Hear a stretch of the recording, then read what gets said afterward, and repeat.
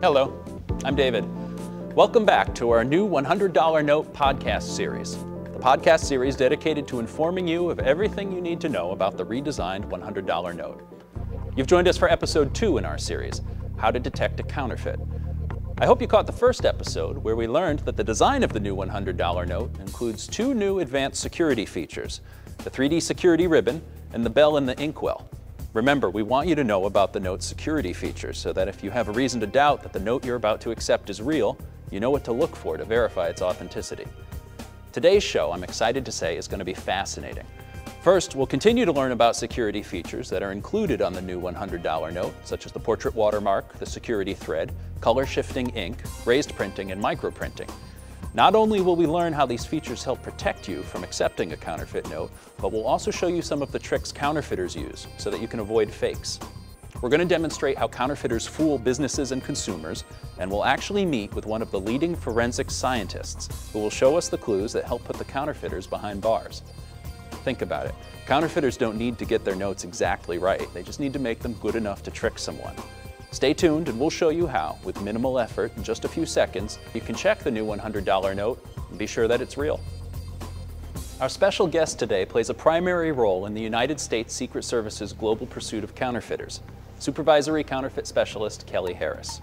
Kelly leads a team of highly trained forensic scientists in the Criminal Investigative Division's Washington, D.C. Counterfeit Lab. And now, without further delay, please welcome Kelly Harris. Hi, Kelly. Hi, David. Thanks for coming. Thanks for having me. So in our last podcast, we talked a lot about the new security features in the new $100 note, the security ribbon and the bell in the inkwell. Can you describe for us some of the other security features on the note? Sure.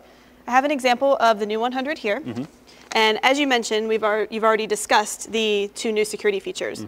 We also knew that some of the security features previously used were very effective. And so we also kept those in this design. First is the portrait watermark. Now, if you hold the note up to the light, you can see a faint image of Benjamin Franklin. Yep. Now, to make it easier, I'll put it on a light table for you to see. Okay. Yep, I can see him right there. So that's what's called the portrait watermark, and you can view it from both sides of the bill. Now, on the left-hand side of the note is an embedded security thread. Now, this feature has a property that causes it to glow pink in UV light. So if you put the note under the UV light. Yeah, actually, could we just dim the lights so we can see this a little easier? Thanks. Yep. Oh yeah, you can see it right there. That's very clear. Now, this particular security feature is found in all denominations from 5 to 100. Okay. But based on the denomination, the security feature is in a different location and it glows a different color. Now, the $5 bill will glow blue under UV light. The 10 glows orange. The 20 will glow green. The 50 will glow yellow.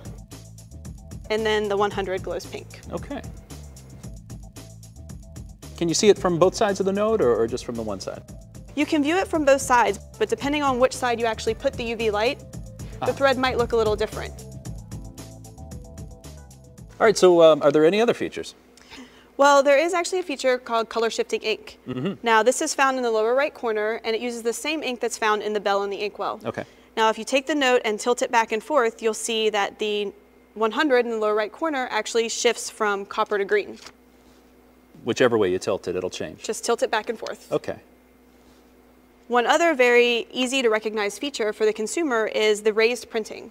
Now, this is found in the shoulder of Benjamin Franklin's jacket, and the printing is very pronounced. And if you rub your finger across it, you can actually feel how raised the printing is there. Okay, right, like, oh yeah, ridges. That's a characteristic of the intaglio printing process, and very, very difficult for counterfeiters to replicate that. Great. So, given that there are all these different security features, how is it that counterfeiters are able to create a counterfeit note? Well, because digital technology is so inexpensive and so widely available, counterfeiters have a lot more tools at their disposal that they can use.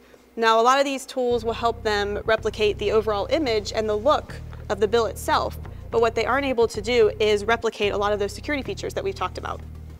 So we'll compare a counterfeit with what we call a specimen note, which is a genuine. Okay. And we can compare these side by side. So this is just a basic example of a counterfeit that is printed using a digital device. Yeah, you can definitely see that the counterfeit is a little fuzzier than the actual specimen. Yes, it's printed using a different type of printing. And if you were to rub your finger on the counterfeit, you wouldn't feel that raised print. that you recognized on the genuine. Okay. One of the other security features that is easy to check in this particular counterfeit is if you hold it up to the light to look for the portrait watermark. Okay. And we could use the light table if you would like. It's Abraham Lincoln. It's the incorrect watermark. So they took a lower denomination note and then they made it look like a $100 note. Exactly. And so if a consumer takes the time to look at the watermark and realize that it doesn't match the portrait, then they would know that something is wrong with this bill. Okay. So you don't want to just check to make sure that there is a watermark. You want to make sure that the portraits match. Correct. Okay. Now, one of the other things that some consumers could look for, particularly in the banking industry, is microprinting. Now, microprinting is found in various locations along the front of a bill. And when counterfeiters replicate or try to replicate microprinting, it often doesn't come out reading what the microprinting is supposed to read. And I brought a couple images to show you what that looks like. Please. Now, this image here is an example of the genuine microprinting found on a 100. Okay. This is in the portrait area of Benjamin Franklin, and you can easily read the text, the United States of America. Yep. In comparison, this is the counterfeit that you just looked at. Okay. Now, you can see in the portrait area that that United States of America text is all blurred. Completely gone. This is the same counterfeit I just saw. This is exactly the same counterfeit. All right. Can you tell us anything about your team's day-to-day tasks in the forensics lab? Well, whenever a new counterfeit comes into our lab, the first thing we try to do is see if it matches any of the counterfeits that we've already seen. So we'll do a simple check of our database to look for that information. Then we'll actually try to analyze the counterfeit and determine how it was manufactured and maybe what techniques the counterfeiter used to try to replicate some of these security features. Okay, do you see a lot of counterfeits from the same press or the same producer? A lot of times there are characteristics in the counterfeit that let us know that they're coming from the same counterfeiter. In fact, sometimes we see counterfeits that are so bad they might have a misspelling or something in them, and when you see that over and over again, you know it's probably coming from the same counterfeiter. Right. Is each and every $100 note exactly the same, or are there variations? Each piece of genuine currency has a serial number that refers to the series year in which it was issued and the Federal Reserve Bank that it was issued from. Okay. Now, if you wouldn't mind handing me the new 100, Yeah, sure. I can show you what some of those other distinguishing features are. Okay. Along with that serial number, the piece of genuine currency actually has small letters and numbers scattered throughout the front and the back. Okay. Now, these letters and numbers, as you can see here, actually tell us information about the genuine printing plate that this note came from the Bureau of Engraving and Printing. Like a plate like this one? Well, yes, this is actually a genuine production plate from the Bureau of Engraving and Printing. Neat. And these letters and numbers tell us not only which printing plate the note came from, but also tells us which position on the printing plate that note came from. So you can see on the printing plate there actually are those letters and numbers on the plate itself. I see them now. Yeah. So now, why would you want to know where on a particular plate a specific note had come from?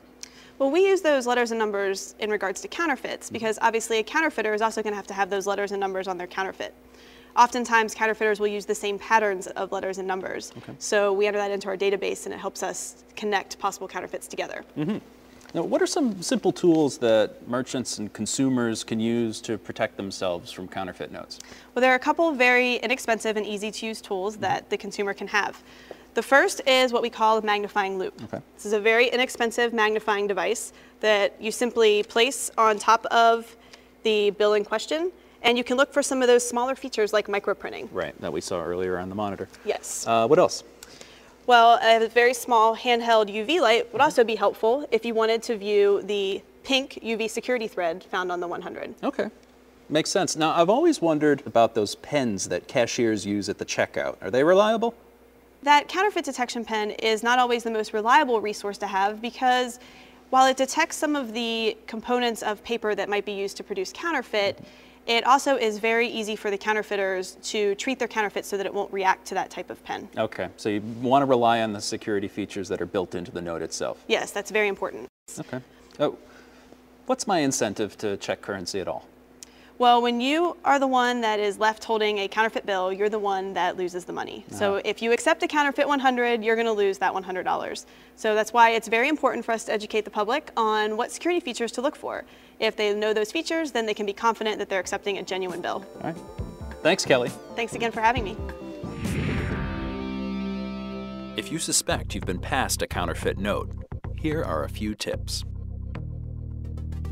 First, note the characteristics of the person who attempted to pass the fake note, and if possible, write down a description of any vehicle he or she drove and the license plate number, but don't put yourself in any danger.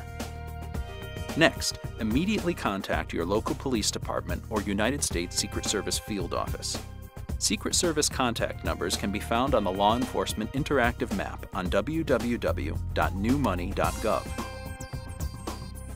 Write your initials and the date in the border of the suspect note.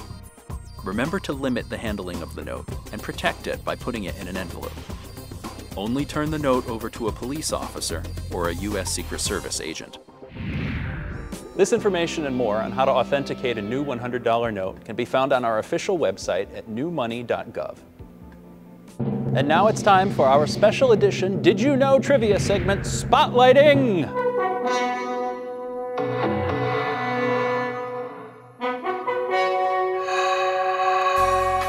Did you know the United States Secret Service was established way back in 1865 as a branch of the U.S. Treasury Department? It was originally created to combat the counterfeiting of U.S. currency.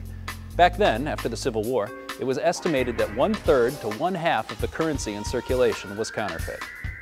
It was not until 1901, after the assassination of President William McKinley, that the Secret Service began to provide presidential protection. The Secret Service was also the first U.S. domestic intelligence and counterintelligence agency. Today, the Secret Service has two distinct areas of responsibility: to protect the president, past presidents and their families, as well as to safeguard our financial payment systems from counterfeiting in order to preserve the integrity of the financial infrastructure of the United States. Following this episode, be sure to visit other parts of the website at newmoney.gov, the official site for information about the new $100 note. Check back often to learn more. Plus, look out for more episodes coming soon, where we'll explore other aspects of the new $100 note, such as the art of banknote design, the printing process, and following the life cycle of a note in circulation. Thank you for joining us, and I hope that you learned something new today. Until next time, I'm David. Remember, it only takes a few seconds to check the new $100 note. Know its features, know it's real.